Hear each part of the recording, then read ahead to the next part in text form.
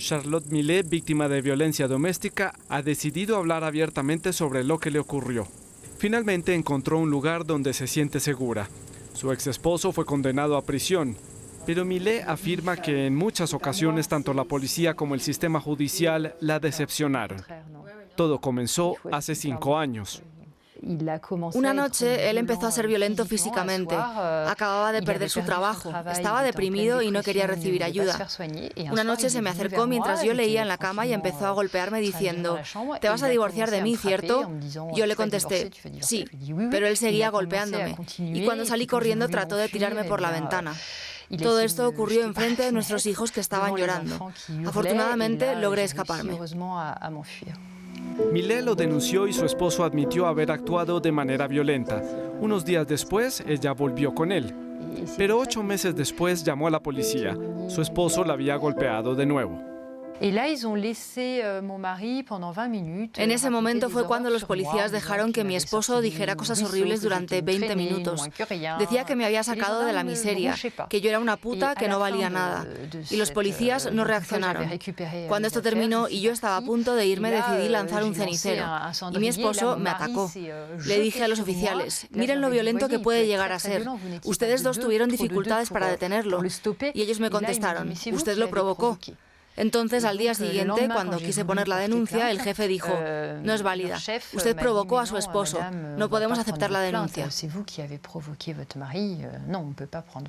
Los policías ahora desconfiaban de la historia de Charlotte. La víctima parecía una sospechosa. Una semana después, su esposo trató de estrangularla.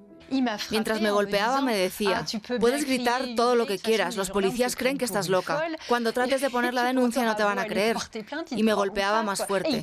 Eso me dejaba sin energía. Pensaba: «Tiene razón, ¿para qué tratar de denunciarlo?».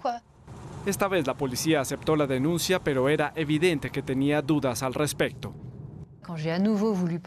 Cuando traté una vez más de denunciarlo, me dijeron: «Está bien, haremos la denuncia, pero su esposo nos está diciendo que usted también lo golpeó. Es su palabra contra la suya». Les pregunté: «¿En qué estado debo venir aquí para que me crean? ¿Debo estar en una camilla sin poder moverme o hablar?». Contestaron: «Sí, señora, algo que usted no puede hacerse a sí misma». La policía que estuvo involucrada en este caso no quiso aceptar una entrevista. Reconocen que sus palabras pueden parecer insensibles, pero afirman que su intención era descubrir cuál era la verdad entre las dos versiones contradictorias de la pareja. Después de presentar la denuncia, Millet inició los procedimientos judiciales, pero le costó mucho trabajo convencer al juez. Pidió una orden de restricción que le prohibiera a su esposo acercarse a ella, pero le negaron su petición. El juez consideró que yo no estaba en peligro, pero sí lo estaba. Tuve que huir 3 veces de mi propia casa, 2 veces por cosas que mi esposo aceptó haber hecho.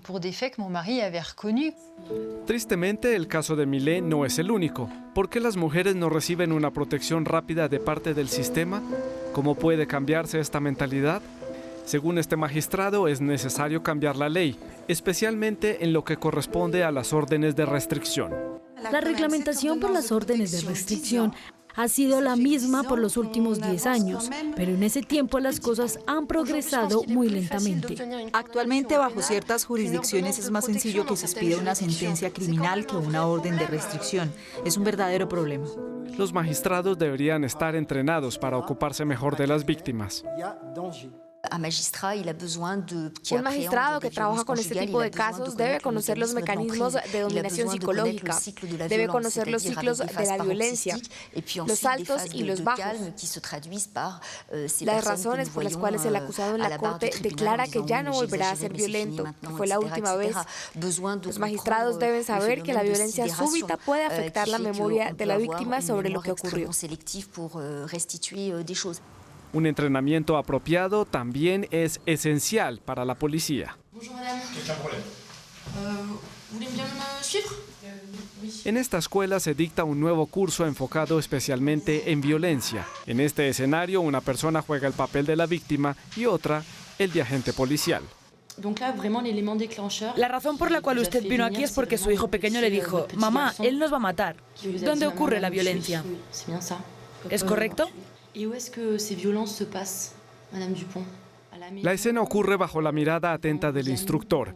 Los demás estudiantes observan en una pantalla en el cuarto de al lado. No podía proteger a mis hijos.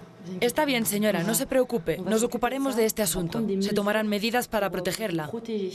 Después de la escena, hay una corta discusión para saber qué funcionó y qué no. ¿Qué opinas sobre la manera en la que ella manejó la situación? No se demoró en ocuparse de mí. Fue amable y considerada con las palabras que utilizó.